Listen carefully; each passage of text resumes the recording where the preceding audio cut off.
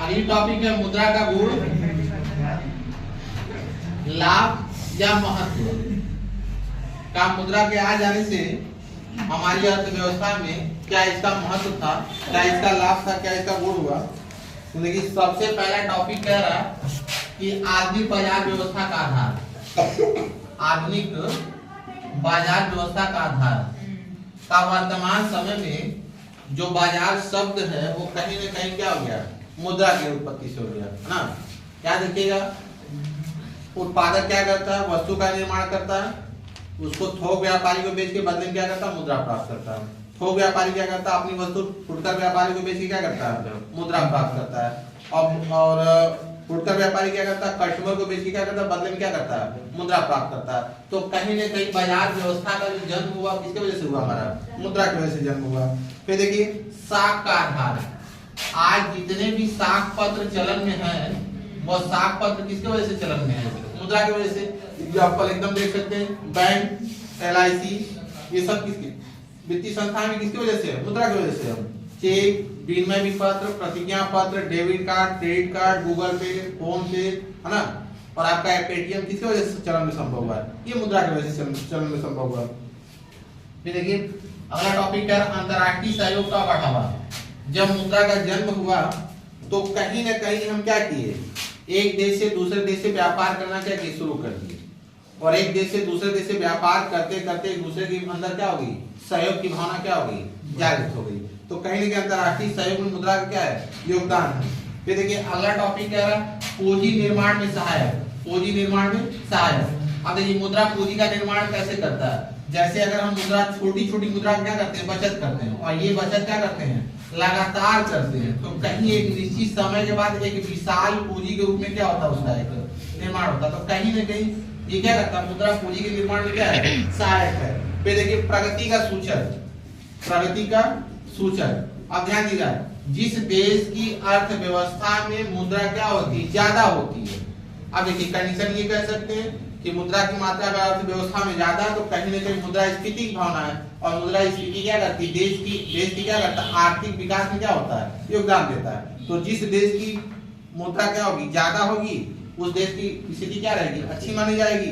और जिस देश में मुद्रा क्या होगी, कम होगी, उस देश की आर्थिक स्थिति क्या मानी जाएगी, खराब मानी जाएगी। ठीक है, आप मनुष्य का भी वही है।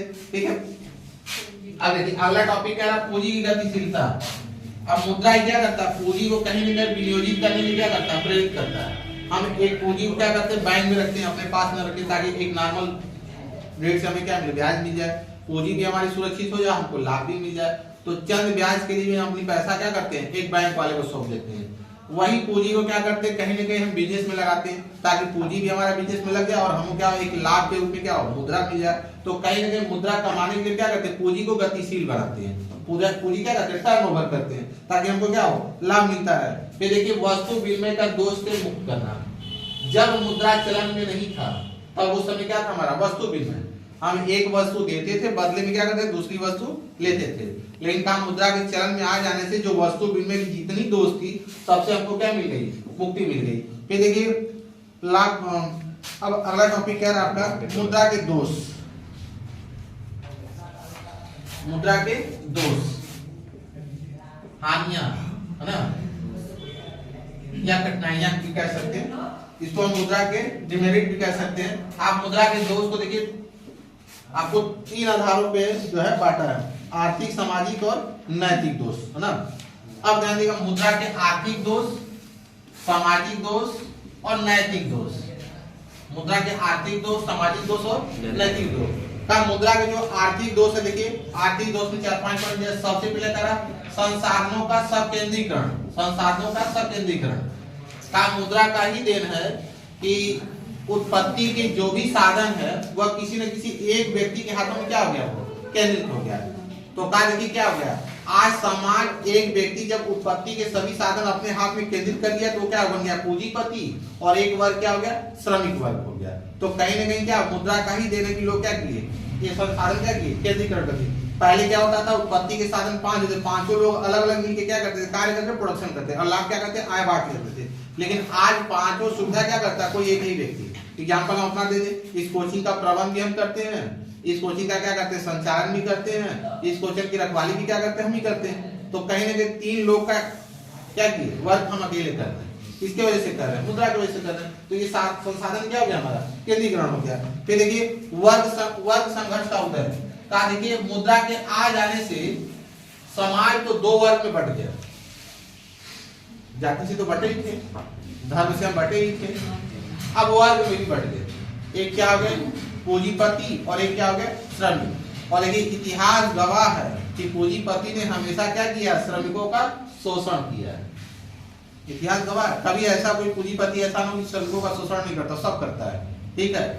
और दूसरे शब्दों में ये कह सकते हैं कि पूंजीपति क्या करता है कि अपने श्रमिकों से ज्यादा काम लेना चाहता है और कम से कम मजदूरी देना चाहता है। और श्रमिक वर्ग भी वही है जो कम से कम काम करना चाहता है और अधिक से अधिक मजदूरी लेना भी चाहता है। तो कहीं ना कहीं देखिए क्या मुद्रा का ही देन है कि हमारे क्या हो गए, शोषित होने लगे, पूंजीपतियों के हाथ में कठपुतली बन के रहे, वो जो कहें वही सही है, ठीक है। फिर देखिए अगला टॉपिक क्या रहा, देखिए क्या, ऋण तंत्र को प्रोत्साहन।